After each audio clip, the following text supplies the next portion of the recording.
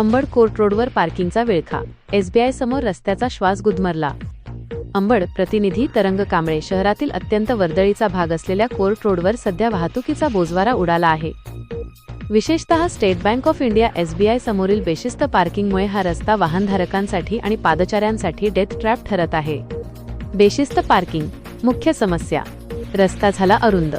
मुळातच कमी रुंदी असलेल्या या रस्त्यावर दुचाकींच्या दुहेरी रांगांमुळे प्रत्यक्ष वापरासाठी केवळ काही फूट जागा शिल्लक राहते.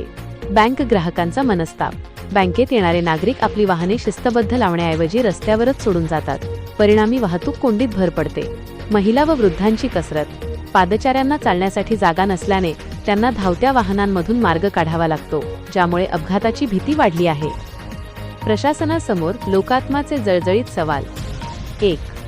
एखादा मोठा अपघात झाल्यावरच प्रशासनाला जाग येणार का? 2. रुग्णवाहिका अडकल्यास होणाऱ्या जीवितहानीला जबाबदार कोण? 3. वाहतूक पोलीस आणि नगर परिषद याकडे जाणीवपूर्वक दुर्लक्ष करत आहेत का?